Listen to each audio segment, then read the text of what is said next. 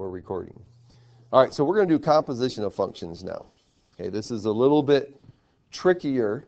Okay, and a lot of times people get this mixed up with multiplying, and they're different. Okay, composition of functions.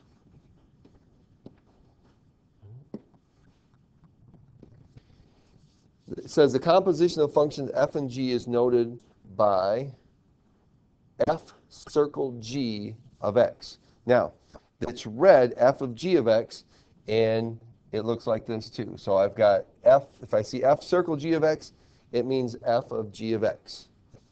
The domain of f of g of x is all values of x in the domain of g, okay, such that g of x is in the domain of f. Okay, what the heck does that mean, right? Okay. Here's the thing, is that notice here, when we're looking at this, right, where's the g of x? What's it taking the place of? It's taking the place of x. So what we're actually going to do is we're going to take all of our function g of x and actually replace x and f of x with it. So in other words, if we went back here and looked at this problem here, for instance, that where it says 6x squared minus x minus 12, and I did f of g of x, I'd take 2x minus 3, and I would actually do 6, oops, how about something else? I would actually do 6 times 2x minus 3 squared minus 2x minus 3 minus 12. Okay? So what did I do? I took g of x here, and I put it in for x there, and I put it in for x there. Okay? And so that's what it means when we say a composition of functions. It means we're going to take one function and actually put it in to the other function. I don't want that.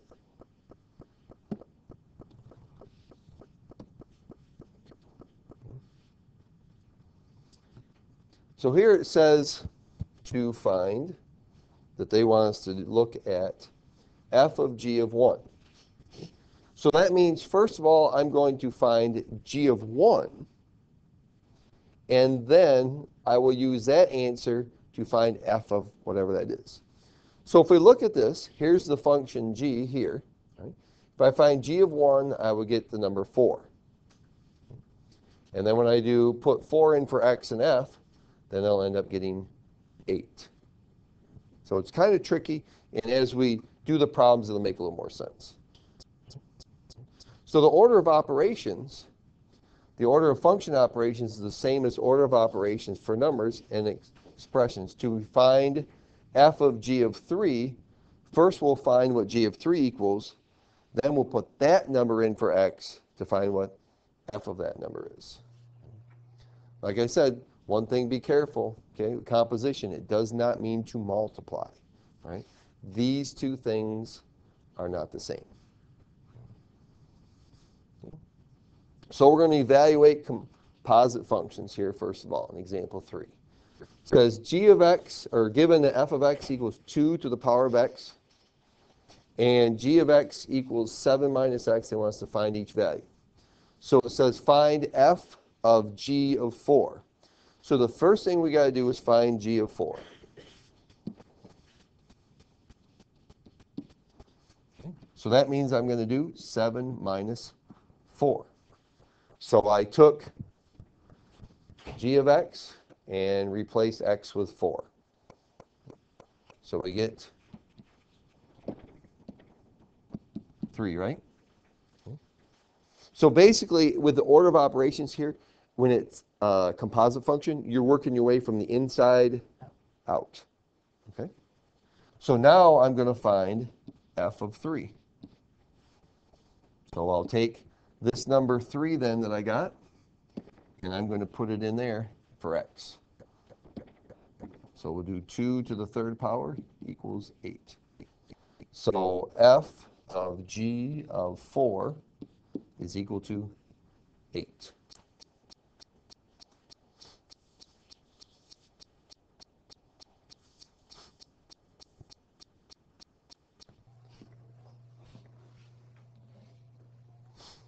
Okay, so let's do g of f of 4.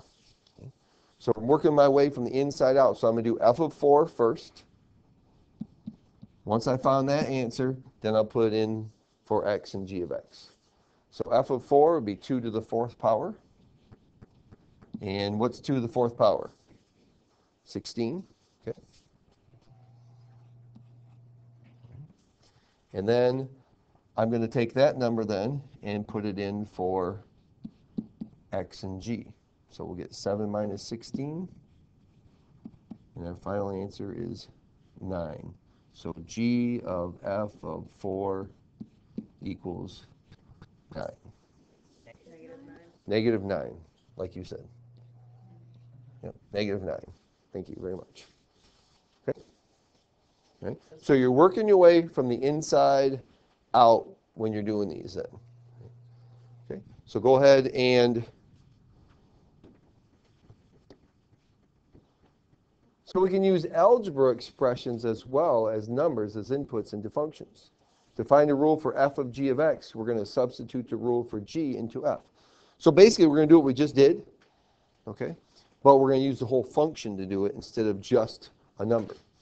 So when this says for us to find f of g of x, that means that we're going to take the function g of x and we're going to replace every x in f of x with it. So I'm going to take this whole thing here and I'm going to put it in here for this x. So we have x over 1 minus x squared minus 1. I took the whole function here, g of x, and put it in for x there. And actually, we could have done this in the two prior example, number 3. We could have done this, and then when we're all done, put the number in for x, and we're still going to have the same answer. And I'll show you that in a minute. So then we need to simplify this. So we're going to get x squared over the quantity 1 minus x squared minus 1.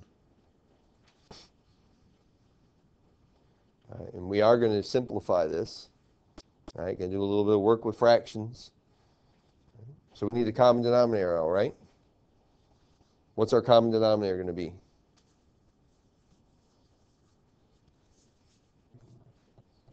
This right here, right? Okay, so we're going to multiply the numerator and the denominator here by the quantity 1 minus x squared.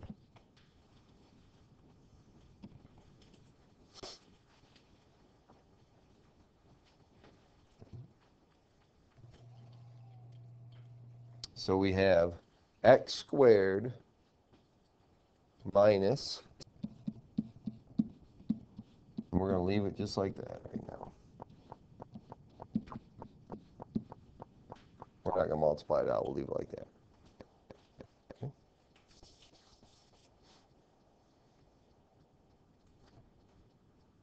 All right, so then we're going to do it the other way, g of f of x. Remember working with inverse functions? Remember doing that in chapter 7? When we were doing the logarithms like that, we were working with inverse functions. We're actually going to work with inverses again, and we're going to show how composition is used with inverse functions, and that would be, that might be tomorrow. Okay. All right, so we're going to do g of f of x, which means that we're going to take f of x, and wherever I see an x in g of x, I'm going to replace it with f of x.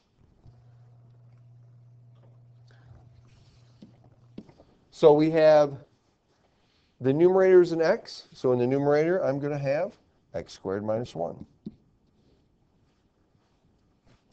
In the denominator I have 1 minus x, so I have 1 minus the quantity x squared minus 1. So I replaced wherever there was a g, or wherever there's an x in g of x, I'm putting f of x in there.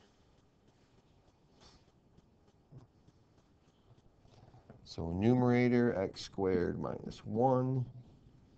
In the denominator, oops, I forgot to do something up here, so we'll talk about that in just a second.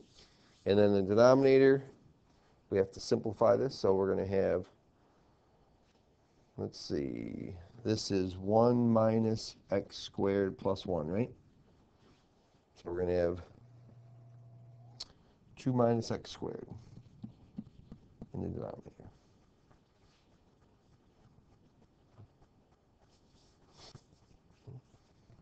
So one thing I forgot to do was domain, right? So we can't divide by 0 here, can we? So the domain for letter A, x cannot equal 1. Right? So if I put 1 in here, it'd give me 0. And what about this one? What's the domain restriction there for letter B? Square root of 2. Okay? It's going to be x cannot equal plus or minus the square root of 2. Okay? Let me verify that for you. We get 2 minus x squared equals 0. That's the equation we have to solve. So if we add x squared to both sides, we get 2 equals x squared. And then we need to take the square root.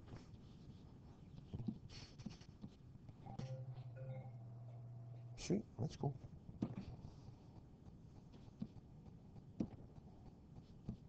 Okay, so it ended up being plus or minus square root of 2. Okay. So if it says f of g of x, I'm taking the function g of x and replacing x and f of x with all of it.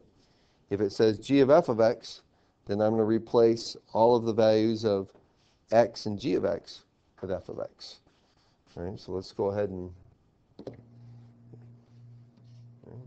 So for f of g of x, we're going to have 3 times the quantity square root of x plus 2 minus 4.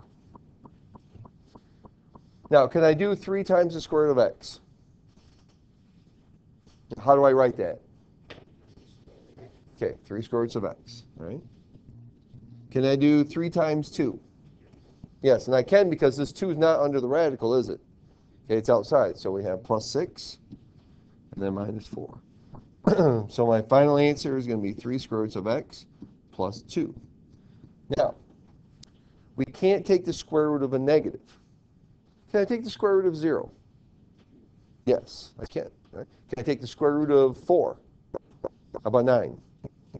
36? Okay, and those are all numbers that are square roots, but they're all positive, right? Okay. So my restriction here then is going to be the x has got to be greater than or equal to 0. Okay, whatever's under the radical has to be greater than or equal to 0. And so that would be our answer for A.